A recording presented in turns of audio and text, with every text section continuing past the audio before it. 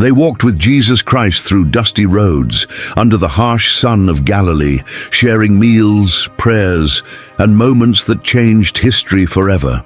These 12 men, called apostles, witnessed miracles, healings, and teachings that defied the powers of their time. They saw Lazarus rise from the dead. They heard the Sermon on the Mount echo through the hills. They sat in the boat as storms calmed at their master's command. But after the resurrection, their mission truly began. Charged with the impossible, they went to the ends of the known world to spread the gospel, knowing well the cost that awaited them. Each of them, except one, would die in brutal ways. Not simply executions, but calculated warnings by local rulers who feared the spread of the new faith. Their deaths were not only acts of cruelty, but public spectacles meant to sow fear among early Christians.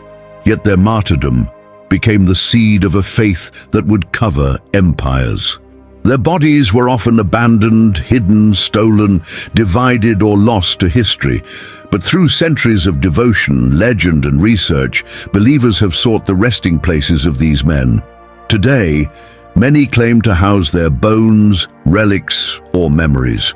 Pilgrims walk thousands of miles to touch the earth believed to hold them. But behind these sacred places lie questions, competing traditions, and the quiet truth that these graves hold more than bones. They hold the cost of faith itself. We will now journey through history to trace what tradition and scholarship tell us about each apostle's death, who killed them, where they were martyred, and where their remains are said to lie today. This is not merely a catalogue of relics, but a testament to sacrifice, belief, and humanity's endless search for meaning. St. Peter, once a fisherman on the Sea of Galilee, became the leader of the early church. Impulsive and bold, he was the first to confess Jesus as the Christ, but also the one who denied him 3 times during his trial. After the resurrection, Peter was restored and charged to shepherd Christ's flock. He traveled to Rome, then the capital of the empire and the center of persecution. Under Emperor Nero's reign, Christians were blamed for the Great Fire of Rome. Nero's cruelty spared no one. Peter was arrested and, according to tradition, was sentenced to death by crucifixion. Humble and unworthy to die as his Lord did, he asked to be crucified upside down. Around 64 to 67, Anno Domini, he was nailed to the cross in the Vatican area, dying in agony. His followers buried him in a shallow grave on the Vatican Hill. Over time, a small shrine appeared, and centuries later, Emperor Constantine built the first basilica over that grave. Today, St. Peter's Basilica in Vatican City stands over what is believed to be his tomb. Excavations beneath the altar have uncovered a complex of graves and a niche long venerated as his final resting place. Millions come every year to stand above his bones, seeing in them the foundation of the church he led to his death. St. Andrew, Peter's brother, was among the first called at the shores of Galilee. Known for bringing others to Christ, he preached boldly in lands far from home. After traveling through regions such as Scythia and Greece, he arrived in the city of Patras. Here he confronted the local proconsul Aegeus, challenging his paganism. For this, he was condemned to death. Rather than a standard cross, he was tied or nailed to an X-shaped cross, a shape that would become his symbol in art. Tradition says he hung there for 2 days, preaching to the crowds even as he died. After his martyrdom around 60 Anno Domini, his body was buried in Patras. Centuries later, his bones were moved to Constantinople by order of Emperor Constantius II. When the city fell to the Ottomans in 1453, relics were dispersed. Parts of his remains were brought to Amalfi in Italy, while other fragments returned to Patras in the 20th century as a gesture of Christian unity. Today, the Cathedral of St. Andrew in Patras claims to hold his skull, while Amalfi's Grand Cathedral houses much of the rest. St. James the Greater. James, son of Zebedee, called the Greater to distinguish him from another James, was among Jesus's closest circle with Peter and John. He was present at the Transfiguration and in Gethsemane. He was known for his fiery zeal, earning from Jesus the title Son of Thunder. He was the first of the 12 to die for the faith. Around 44 Anno Domini, King Herod Agrippa I, seeking favor with Jewish leaders, ordered his execution. James was seized in Jerusalem and beheaded. This is the only apostolic martyrdom recorded in detail in the New Testament itself, in the Acts of the Apostles. According to a later tradition, after his death, his disciples took his body by boat to the Iberian Peninsula. They landed in Galicia, in modern Spain, and buried him there. Over centuries, the site became one of the most famous pilgrimage destinations in Christendom, Santiago de Compostela. Pilgrims still walk hundreds of kilometers on the Camino de Santiago to venerate his relics, held in the grand cathedral said to guard his bones. St. John, brother of James, was the beloved disciple. He leaned on Jesus' chest at the Last Supper and stood at the cross when others fled. Tradition says he took care of Mary, the mother of Jesus, after the crucifixion. Unlike the others, John did not die a martyr's death, but still suffered persecution. He was exiled to the island of Patmos, where he received the visions recorded in the book of Revelation. After his exile ended, he returned to Ephesus, in present-day Turkey, where he ministered and eventually died in old age. His tomb is believed to lie in Selçuk, Turkey, beneath the ruins of the Basilica of St. John. Built by Emperor Justinian in the 6th century, this vast church honored the apostles' memory. Though the building is now in ruins, pilgrims still come to see the site, offering prayers where they believe the last of the 12 laid down his head in peace. St. James the Less. James the Less, often identified as the son of Alphaeus, remains somewhat mysterious. Tradition holds that he led the early Christian community in Jerusalem. He was called James the Just for his piety and wisdom. According to early sources such as Hegesippus and Eusebius, he was martyred in Jerusalem. Around 62 Anno Domini, religious leaders, angered by his preaching about Christ, cast him from the pinnacle of the temple. Though he survived the fall, they beat him to death with clubs or stones. His burial place is traditionally held to be in Jerusalem itself. The Church of St. James in the Armenian quarter claims to be built over his grave, a site venerated for centuries by local Christians and pilgrims seeking to honor this pillar of the early church.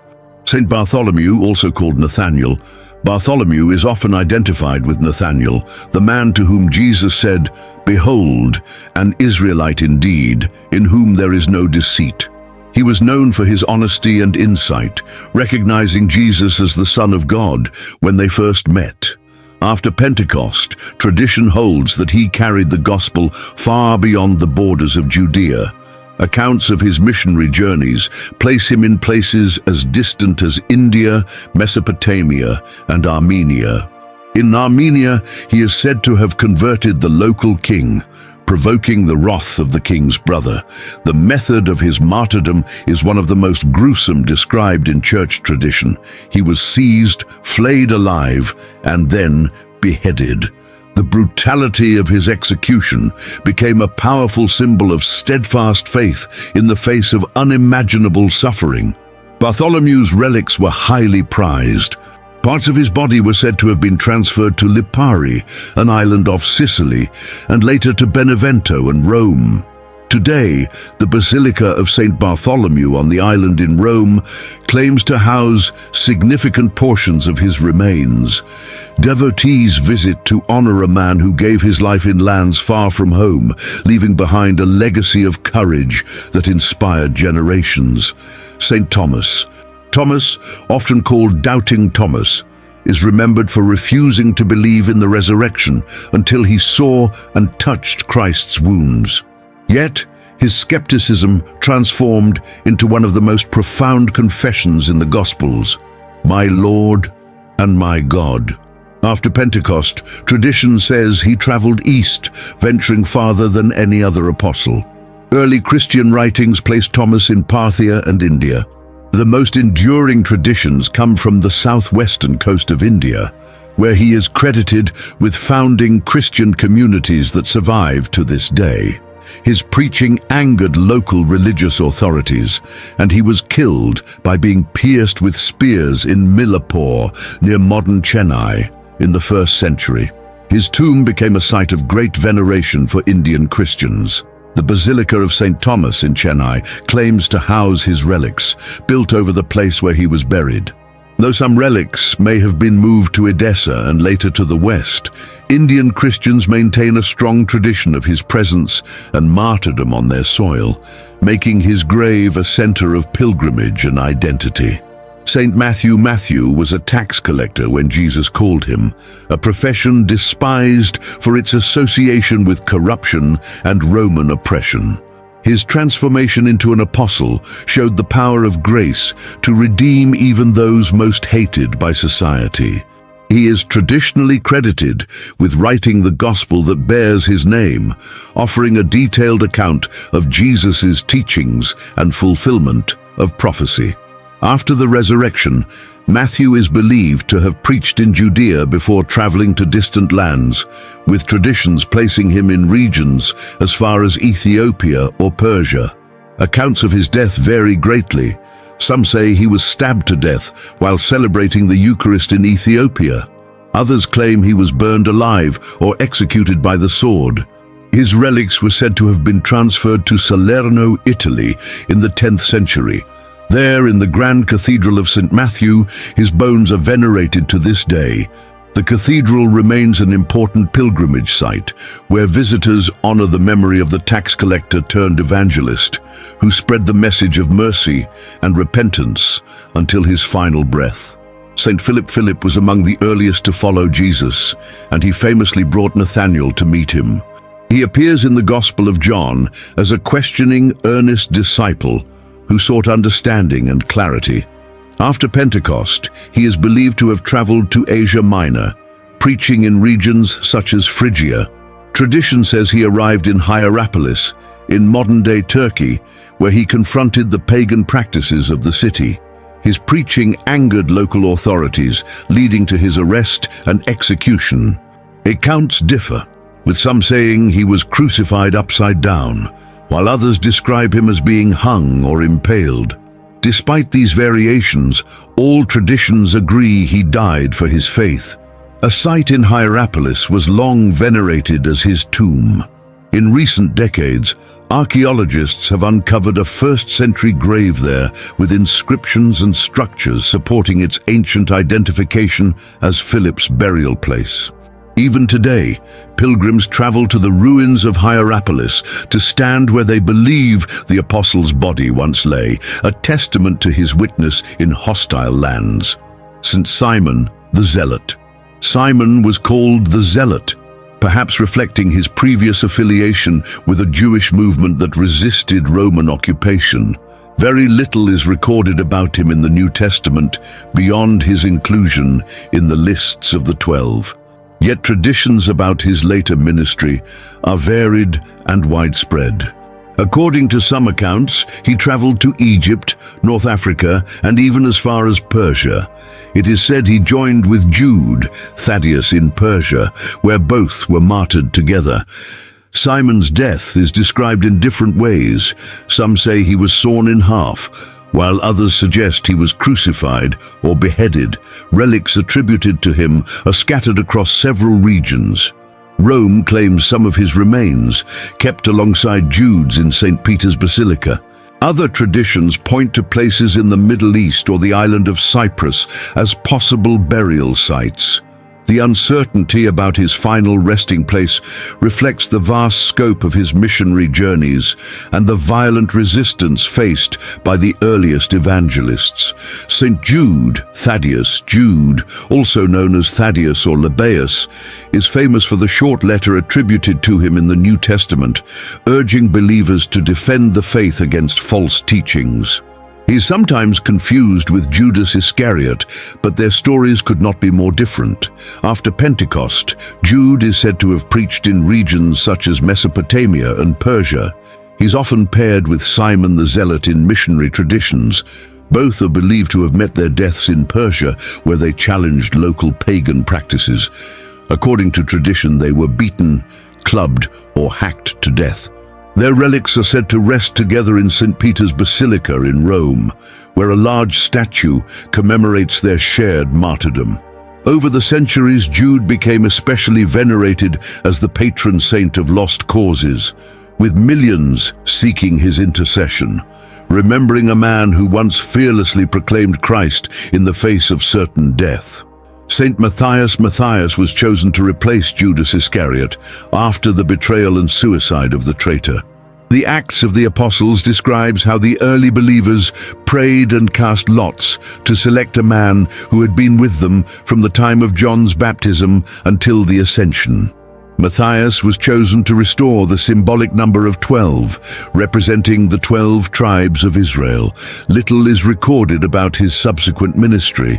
Early traditions place him in regions such as Cappadocia and the Caspian Sea area, possibly venturing to Ethiopia or the Caucasus. Accounts of his death differ greatly. Some suggest he was stoned and then beheaded in Jerusalem for his preaching about Christ. Others claim he was crucified in Ethiopia. His relics also became the subject of dispute. A strong tradition holds that his bones were brought to Trier in Germany, where they are venerated in St. Matthias's Abbey.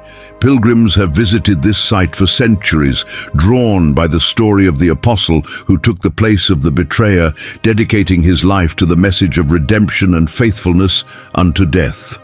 Judas Iscariot.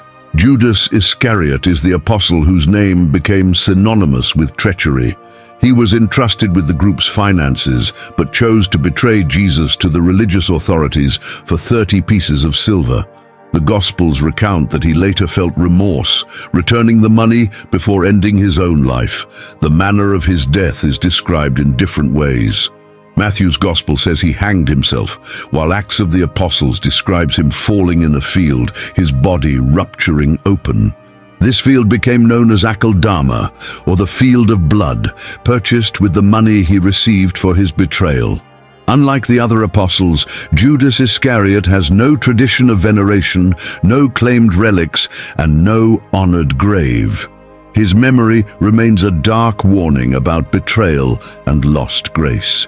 Akeldama in Jerusalem still stands as a somber reminder, a barren place traditionally associated with curses and desolation, visited more for curiosity and caution than for reverence. The significance of apostolic relics.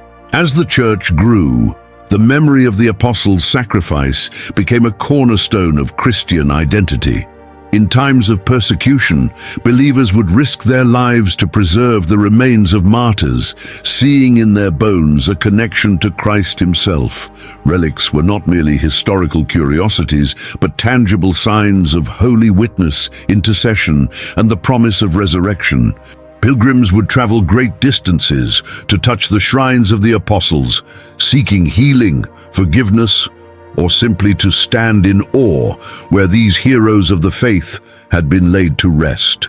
The movement of relics was also political and strategic. Emperors and bishops vied for the honor of housing these sacred remains, which could elevate a city's spiritual prestige and attract waves of pilgrims. Sometimes relics were divided or duplicated, giving rise to competing claims and even fraud. Yet beneath the disputes lay genuine devotion, the belief that the sacrifice of the apostles still resonated through the ages, challenging each generation to remain faithful even unto death. Disputed tombs and rival traditions. Throughout history, multiple sites have claimed to house the remains of the same apostle. These rival traditions often reflect the spread of early Christianity and the lack of centralized record-keeping in a persecuted movement. For example, Philip's tomb is venerated in Hierapolis, but relics attributed to him exist in Rome. Bartholomew's remains are claimed in Benevento, Lipari, and Rome itself. Even Peter's grave, though traditionally held to be beneath St. Peter's Basilica, has been questioned by some scholars who point to alternate early Christian cemeteries. The mystery surrounding these tombs is part of their enduring fascination. For believers, the exact location may matter less than the testimony of faith that the apostles' memory inspires. These competing claims also tell a story of a church spread across continents, a faith that transcended borders and cultures. From Italy to India, from Spain to Armenia, the apostles' legacy took root in vastly different worlds, leaving behind layers of history that can be read in stone, art, and tradition. Relics as instruments of power and pilgrimage. Beyond devotion, relics held immense cultural and economic power. Cities that possessed an apostle's body could become centers of pilgrimage, drawing wealth, influence, and prestige. Medieval rulers and church leaders understood this well, sometimes going to great lengths to acquire or even steal relics. The transport of relics often involved grand ceremonies and political negotiations. Emperors and popes lent their authority to these movements, seeing in them not only spiritual benefit, but also a means of uniting their realms under the Christian faith. The translation of Andrew's bones to Constantinople or the claimed movement of James's relics to Spain were acts of both faith and strategy. Pilgrims, for their part, endured hardship and danger to reach these sites. The very act of pilgrimage became a form of penance and devotion. In kneeling before an apostle's grave, they expressed solidarity with the suffering of the martyrs and a longing to follow their example, however imperfectly, in daily life. Spiritual reflection on the apostles' graves. Standing at the tomb of an apostle is not only an encounter with history, but with the question of personal commitment. These were men who gave everything for their faith, facing torture and death, rather than denying Christ. Their bones, whether in grand basilicas or humble chapels, confront visitors with the cost of discipleship. The early church preserved their memory not to glorify suffering for its own sake, but to proclaim the victory of faith over fear, love over hate, and life over death. Each relic, each shrine is a silent sermon, asking believers if they too are willing to carry their cross. As modern pilgrims trace their steps to Rome, Spain, India, and beyond, they participate in a tradition that spans millennia, joining a great procession of souls who have sought not only to honor the apostles, but to live by the same gospel that led them to martyrdom. Pilgrimage and the human need for connection.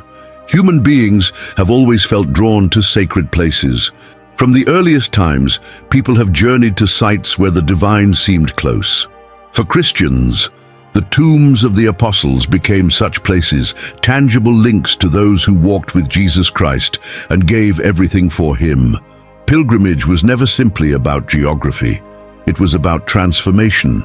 The road itself became a metaphor for the journey of faith, with its hardships, temptations, revelations, and moments of grace. For medieval Christians, visiting the tomb of St. James in Compostela or kneeling in the crypt of St. Peter in Rome was a way of stepping outside the ordinary and encountering the holy. These journeys shaped Europe's cultural landscape. Roads were built, inns established, and entire towns flourished along pilgrimage routes. Stories were exchanged, art commissioned, and traditions preserved. Even today, modern pilgrims walk these ancient paths, seeking healing, penance, clarity, or simply the peace that comes from silence and prayer. Controversies and skepticism. Of course, the history of relics and tombs is not without controversy. Modern historians and archaeologists have questioned many of the traditional identifications. In some cases, relics were stolen, duplicated, or even fabricated to attract pilgrims and revenue. Entire cities competed for the honor of housing an apostle's remains. Scholars note the lack of precise records during the early centuries of Christianity, especially given the constant threat of persecution. Bodies were often hidden, graves lost or destroyed, and oral traditions varied. Even today, multiple sites sometimes claim to hold the same apostles' remains, making certainty difficult. Yet for many believers, these questions do not diminish the spiritual power of the sites. Faith is not built on bones alone, but on the witness those bones represent. Whether or not every relic is authentic, the apostles' sacrifice remains undeniable. Their willingness to suffer and die for the gospel is the true relic preserved in the memory of the church. Relics and the universal church. The scattered relics of the apostles tell another story, that of a faith that transcended borders and cultures. The gospel spread from Jerusalem to Rome, from India to Spain, from Ethiopia to Armenia. As their physical remains traveled, willingly or not, they bound distant Christian communities together in a shared heritage. Relics became symbols of unity. They reminded Christians in far-off lands that they were part of the same body of Christ. When a piece of an apostle's bone rested in a distant church, it was a sign that the faith was one, holy, Catholic, and apostolic. It spoke of a communion that time, distance, and even death could not break. This sense of shared memory is still alive. Pilgrims from every nation stand side by side in Rome or Compostela, at St. Thomas's tomb in India, or in the ancient ruins of Hierapolis. They come with different languages and customs, but share a single hope: to draw closer to the Christ whom the apostles proclaimed. The spiritual challenge of remembering the apostles. As we reflect on the question, where are the bodies of the apostles? We find that it is more than an archaeological inquiry. It is a spiritual challenge. The apostles did not seek honor in death. They did not imagine grand basilicas rising over their graves. They wanted only to preach Christ and Him crucified. Their tombs today confront us with the question of our own discipleship.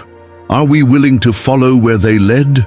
Are we prepared to face rejection, suffering, and sacrifice for the sake of truth and love? The apostles' bones lie silent, but their witness speaks loudly to every generation. Standing before their supposed relics, believers are invited not merely to venerate the past, but to embrace the same mission. The gospel was entrusted to them, and through them, to us. Their story does not end in a tomb. It continues in the lives of those who take up their call to go into all the world and make disciples. A call to live the apostolic faith. This is the enduring power of their graves. Whether in grand cathedrals or forgotten ruins, they remind us of the price of faith and the promise that such sacrifice is not in vain. The church stands on the foundation they laid, one built not of stones, but of lives given fully to God. Visiting these places can be a moment of profound grace. It is an opportunity to recommit to the path of Christ, to seek forgiveness for our failures, and to ask for the courage to stand firm. In remembering their deaths, we are called to remember our own call to die to self and live for God and neighbor. As you listen to these stories, let them stir something deeper than curiosity. Let them awaken in you the desire to follow Christ more completely, to love more sacrificially, and to hold fast to hope even in the darkest hour. For the message the apostles died to proclaim remains true. Christ has conquered death, and in Him we find life without end. Closing words. Today, the world is filled with distractions, noise, and easy comforts. The apostles' graves remind us of another way, the way of faithfulness, courage, and costly love. Their bones lie scattered across continents, but their testimony unites believers in every land. May their example challenge and inspire us. May we honor them not only with words or pilgrimages, but by choosing daily to live as they did, witnesses to the light that no darkness can overcome. And may the memory of their sacrifice help us hold firm in our own trials, until the day we too see the face of the one they followed to the end.